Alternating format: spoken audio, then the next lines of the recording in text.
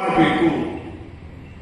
ಪುನಃ ಈ ಹಿಂದೆ ಶ್ರೀರಾಮನ ಕಾಲದಲ್ಲಿ ಅಪ್ಪನ ಮಾತಂದ್ರೇನು ವೇದವಾಕ್ಯ, ಅಪ್ಪನೇ ಬಿಟ್ಟು ವನವಾಸ ಕೈಗೊಂಡಂತೆ.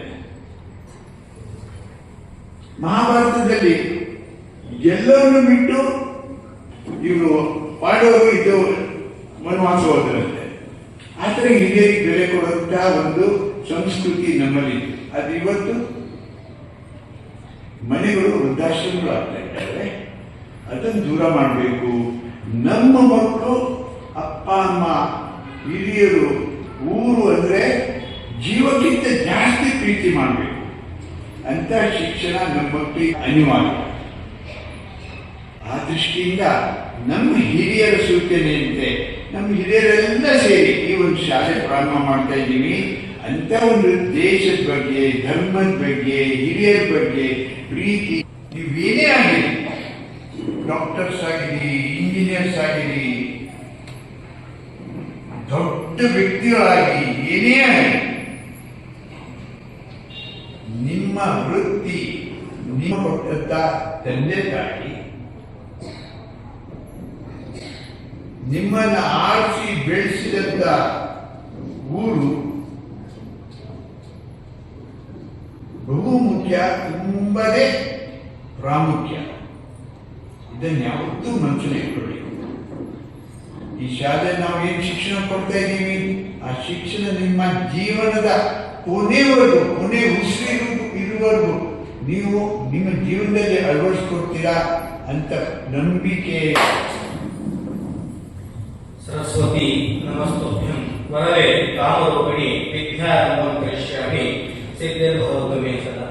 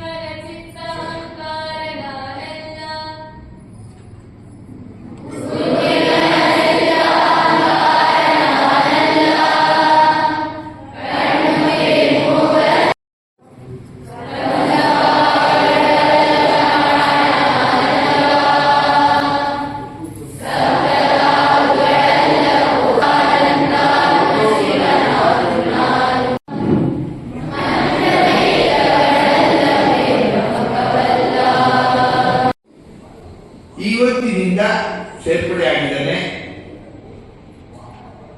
ಈ ಶಾಲೆಯ ಎಲ್ಲ ಅಭಿವೃದ್ಧಿ ಕೆಲಸಗಳಿಗೆ ಅವನು ನಮ್ಮ ಜೊತೆ ಹೆಗ್ಲಿಗೆ ಹೆಗ್ಲು ಕೊಟ್ಟು ಶ್ರಮಿಸ್ತಾನೆ ಅನ್ನೋ ನಂಬಿಕೆ ವಿಶ್ವಾಸದಿಂದ ಪ್ರೀತಿಪೂರ್ವಕವಾಗಿ ನಮ್ಮ ಶಾಲೆಗೆ, ನಮ್ಮ ಆಡಳಿತ ಮಂಡಳಿಗೆ ಅವರಿಗೆ ಬರ್ಮಾಡ್ತಾರೆ.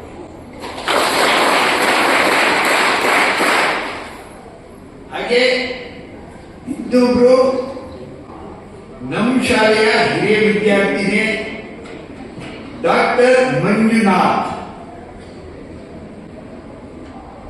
ಕಳಸದಲ್ಲಿ ಆಯುರ್ವೇದಿಕ್ ಆಸ್ಪತ್ರೆ ಪ್ರಾರಂಭ ಮಾಡಿದ್ದಾರೆ. ಗೋಪಾಲಕೃಷ್ಣ ಪ್ರಭು ಹಾಗೂ ಶಿಲ್ಪಾ ದಂಪತಿಗಳ ಸುಪುತ್ರ. ಒಳ್ಳೆ ಆಯುರ್ವೇದಿಕ್ ವೈದ್ಯರಾಗಿ ಜನಸೇವೆ ಮಾಡ್ತಾ ಇದ್ದಾರೆ. ಆ ಜನಸೇವೆಯ ಜೊತೆಗೂ ಈ ಶಿಕ್ಷಣ ಸೇವೆಯಲ್ಲೂ ಅವರು ತೋರಿಸ್ಕೊಳ್ಬೇಕು ಅಂತ ನಮ್ಮ ಆಸೆ ಇತ್ತು. ಹಾಗೆ ಅವರನ್ನು ಸಹ ನಮ್ಮ ಶಾಲೆಯ ಆಡಳಿತ ಮಂಡಳಿಯ ಒಬ್ಬ ಸದಸ್ಯರನ್ನಾಗಿ ನಾವು ಆಯ್ಕೆ ಮಾಡಿದ್ದೀವಿ. ಅವರು ಸಹ ನಮ್ಮ ಜೊತೆ ಹೆಗ್ಲಿಗೆ ಹೆಗ್ಲು ಕೊಟ್ಟು ನಮ್ಮ ಏನೊಂದು ಬಹಳ ಕಮ್ಮಿ ಮಾಡ್ತಾರೆ ಅನ್ನೋ ನಂಬಿಕೆ ವಿಶ್ವಾಸ ನಮಗಿದೆ. ಹಾಗೆ ಇಬ್ಬರು ತರುಣರನ್ನ ನಾನು ಪ್ರೀತಿಪೂರ್ವಕವಾಗಿ ನಮ್ಮ ಆಡಳಿತ ಮಂಡಳಿಗೆ ಸ್ವಾಗತ. ಮಾಡ್ತಾ ಇದ್ದಾರೆ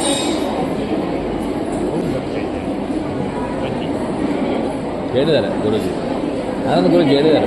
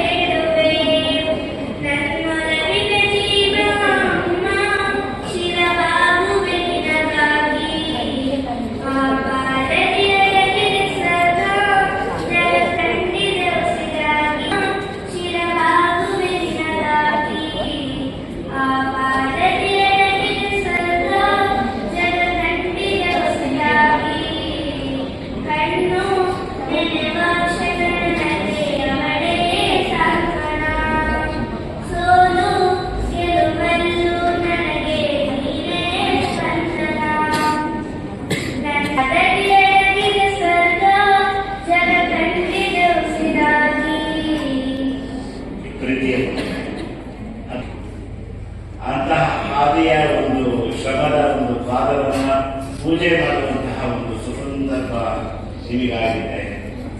ಆ ಪಾದ ಭಗವಂತನ ಪಾದ ನಿಮ್ಮ ಪಾಲಿಗೆ, ಭಗವಂತನೇ ನಿಮ್ಮ ತಂದೆ ತಾಯಿಯಾಗಿ ನಿಮ್ಮ ಮುಂದೆ ಇದ್ದಾರೆ.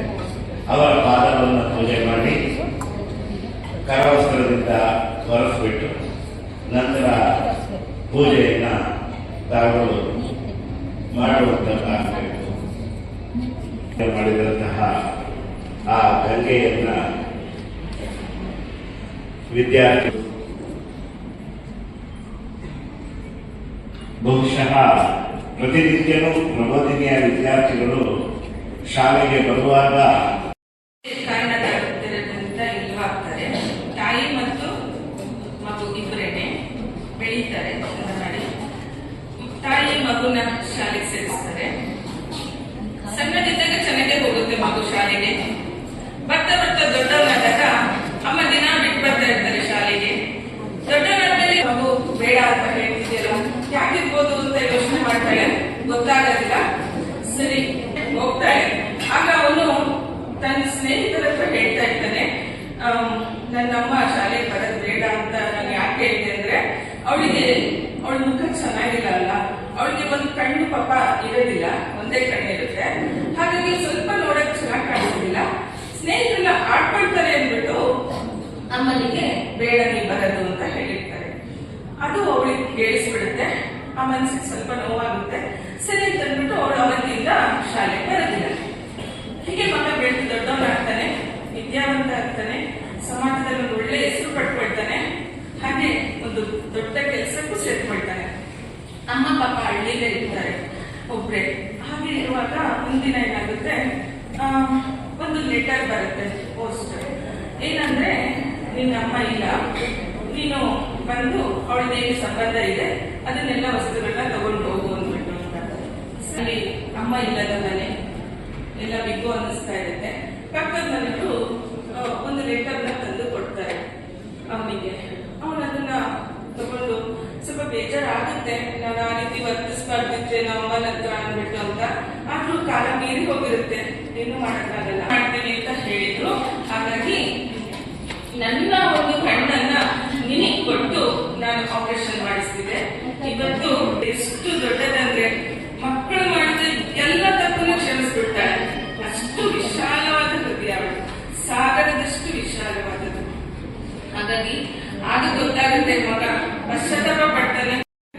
ಹೋಗ್ತಾನೆ, ಕೈ ಇಟ್ಕೊಂಡೆ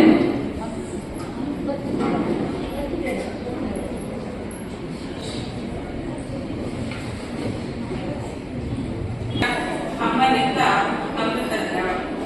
ಅಮ್ಮ ಅದನ್ನು ಸಿದ್ಧಪಡಿಸುವಾಗ ತಾನು ತನ್ನ ಉಡಲನ್ನೇ ಅಡಿಗೆ ಮನೆಯಾಗಿ ಮಾಡಿಕೊಂಡಿದ್ದಳು. ಬದುಕಿನ ಮೊದಲು ಸಿಗುವ ಮತ್ತೆಂದೂ ಸಿಗದ ಸೌಭಾಗ್ಯವು. ಉಪ್ಪಿಗಿಂತ ರುಚಿಯಿಂದ ತಾಯಿಗಿಂತ ಬಂಧುವಿಲ್ಲ. ಇನ್ನು ಅಪ್ಪ ಒಂದು ಸ್ವಾರಸ್ಯ ಏನ್ ಗೊತ್ತಾ, ಮಕ್ಕಳು ಜನಿಸಿದ ಸಂದರ್ಭದಲ್ಲಿ ವಿಪರೀತ ಖುಷಿ ಪಡುವ ವ್ಯಕ್ತಿ ಯಾರಪ್ಪ ಅಂದ್ರೆ ಅದು ಅಪ್ಪನೇ. ಮಕ್ಕಳು ಹುಷಾರು ತಪ್ಪಿದಾಗ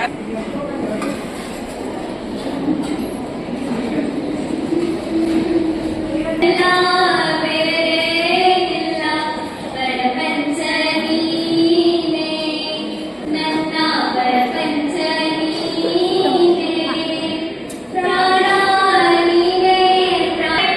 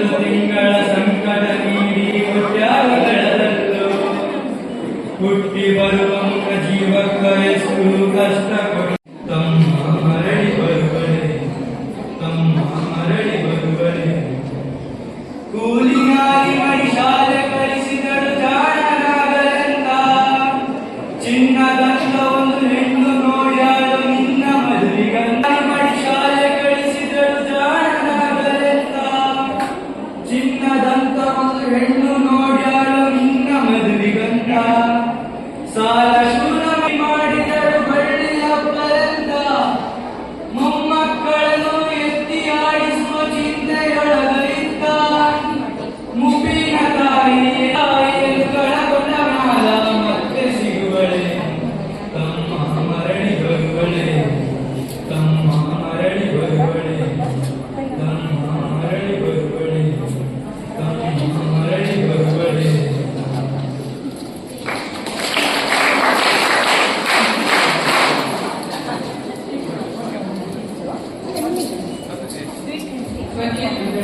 ಪ್ರಬೋಧಿನಿ ಅಂತ ಸಣ್ಣ ಕೊಡಿದರೆ ನೀವೆಲ್ಲ ವಿದ್ಯಾಭ್ಯಾಸ ಮಾಡ್ತಾ ಇದ್ದೀರಾ.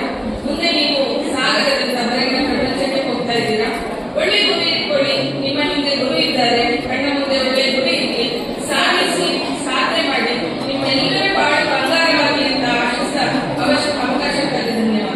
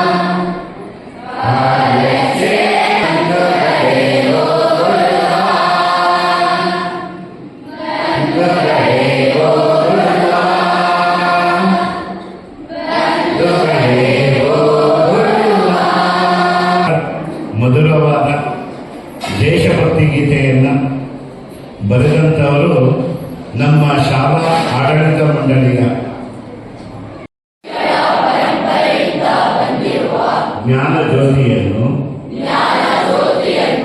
ಈ ಸಂಸ್ಥೆಯಿಂದ ಪಡೆದ ನಾನು ಹೋದೆಡೆಗಳೆಲ್ಲ ಬೆಳಗಿಸಲು ಕಾಯ ವಾಚ ಮನಸ್ಸ ತ್ರಿಕರಣ ಜಾತಿ ಲಿಂಗ ಮತ ಮತ್ತು ವರ್ಣ ಭೇದಗಳಿಲ್ಲದೆ ಮಾನವ ಜನಾಂಗದ ಉದ್ಧಾರಕ್ಕೆ ದುಡಿಯುತ್ತೇನೆಂದು ಎಲ್ಲರನ್ನೂ ಸಮದೃಷ್ಟಿಯಿಂದ ಕಂಡು ರಾಷ್ಟ್ರೀಯ ಮತ್ತು ಅಂತಾರಾಷ್ಟ್ರೀಯ ಭಾವನೆಯನ್ನು ಅವರಲ್ಲಿ ಬೆಳೆಸುವಲ್ಲಿ ಮತ್ತು ವಿಶ್ವಶಾಂತಿಯನ್ನು ಸಾಧಿಸುವಲ್ಲಿ ನನ್ನ ಸಂಪೂರ್ಣ ಶಕ್ತಿಯನ್ನು ವಿನಿಯೋಗಿಸಿ ಜ್ಯೋತಿ ಹಸ್ತಾಂತರ ಕಾರ್ಯಕ್ರಮವನ್ನು 10ನೇ ತರಗತಿ ವಿದ್ಯಾರ್ಥಿಗಳು 9ನೇ ತರಗತಿ ವಿದ್ಯಾರ್ಥಿಗಳಿಗೆ ವರ್ಗಾಯಿಸಿದ್ದಾರೆ.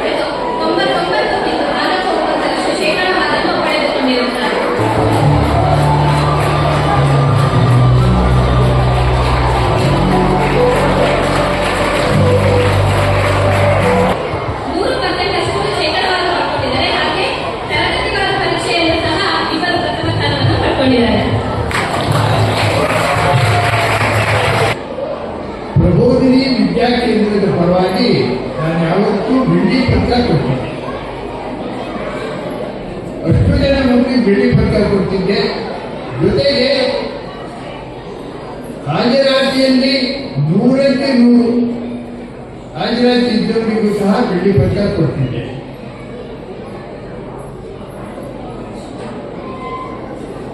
ಆದರೆ ಇದೊಂದು ವಾರದಿಂದ ಯಾಕೋ ಒಂದು ಮನಸ್ಸು ಸಣ್ಣದಾಯ್ತು ನನಗೆ. ಸ್ವಲ್ಪ ಜಿಪುಣತನ ಬಂತ ಏನು ಗೊತ್ತಿಲ್ಲ. ಬೆಳ್ಳಿ ಪದಕದ ಜಾಗದಲ್ಲಿ ಇವತ್ತು ಭಾರತ ಮಾತೆಯ ಭಾವಚಿತ್ರ ಇರುವಂತಹ ಒಂದು ಪಾರಿತೋಷಕ ಕೊಟ್ಟಿದ್ದೀನಿ. ವೇದಿಕೆ ಮೇಲೆ ಕೂತಾಗ ಮನಸ್ಸು ಯಾಕೋ ತುಂಬಾ ಅಳುಕು ಬಂತು. ಬೆಳ್ಳಿ ಪದಕ ಕೊಡ್ಲಿಲ್ಲ ನಮ್ಮ ಮತ್ತಿಗೆ, ಬೆಳ್ಳಿ ಪದಕ ಕೊಡ್ಲಿಲ್ಲ ಅಂತ ನನ್ನ ಮನಸ್ಸು ಮೇಲಿಂದ ಮೇಲೆ ಹೇಳ್ತಾ ಇದೆ. ಮುಂದಿನ ತಿಂಗಳಲ್ಲಿ ಪುನಃ ನಮ್ಮ ಈ ಹಳೆ ಪರಂಪರೆಯನ್ನ ತರಗತಿಯಲ್ಲಿ ಮೊದಲು ಬಂದವರಿಗೆ, ಹಾಜರಾತಿ 100ಕ್ಕೆ 100 ಬಂದವರಿಗೆ ಪುನಃ ಬೆಳ್ಳಿ ಪದಕ ಕೊಡುವಂತ ಶಕ್ತಿ ಪ್ರಬೋಧಿ ವಿದ್ಯಾಕೇಂದ್ರ ಕೊಡ್ಲಿ ಅಂತ ದೇವರಲ್ಲಿ ಬೆಳ್ಕೊತ ಮುಂದಿನ ಶಾಲಾ ಮುಖ್ಯೋಪಾಧ್ಯಾಯರಾದ ಆನಂದ ಗುರುಜಿಯವರೇ, ಮಾತಾಜಿಯವರೇ, ಗುರುಜಿಯವರೇ, ಮಕ್ಕಳೇ, ವಿಶೇಷವಾದ ಒಂದು ಸಂದರ್ಭ.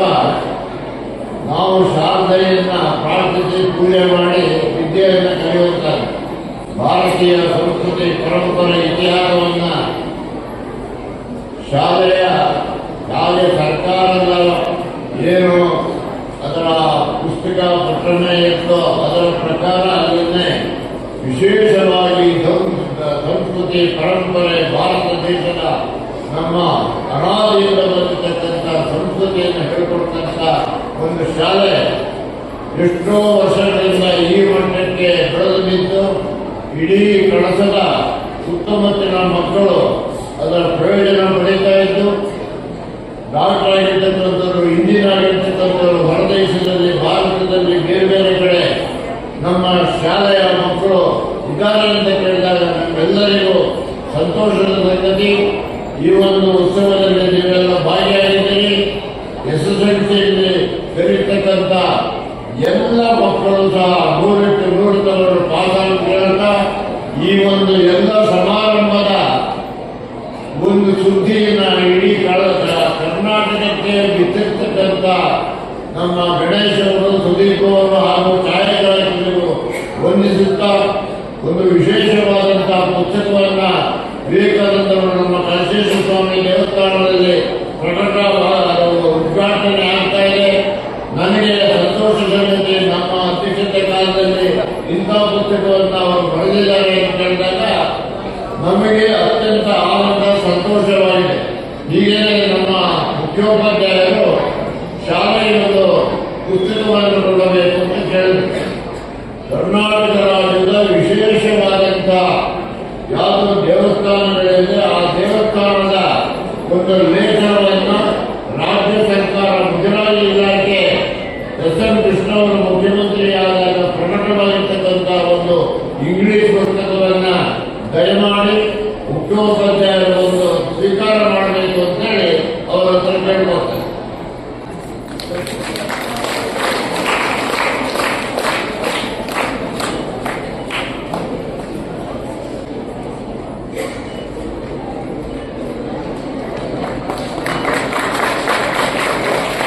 ಬಂದಿರತಕ್ಕಂಥ ನಿಮ್ಮೆಲ್ಲರಿಗೂ ವಂದಿಸಿ, ನಿಮ್ಮೆಲ್ಲರಿಗೂ ಕಲ್ಯಾಣ ಕಲಶೇಶ್ವರರು, ಶಾರದಾ ಮಾತೆಯು ಸಂಭ್ರಮಗಳನ್ನು ಉಂಟು ಮಾಡಲಿ ಅಂತೇಳಿ ನನ್ನ ಮಾತನ್ನು ಮುಗಿಸ್ತಿದ್ದೀನಿ. ಜಯ ಹಿಂದ್.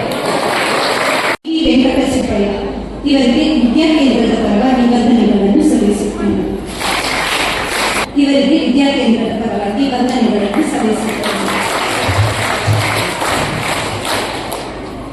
ಹಾಗೆಯೇ ನಮ್ಮ ಶಾಲೆಯ ಹಿತೈಷಿಗಳಾದ ಶ್ರೀಯುತ P. ವಿವೇಕಾನಂದ ಭಟ್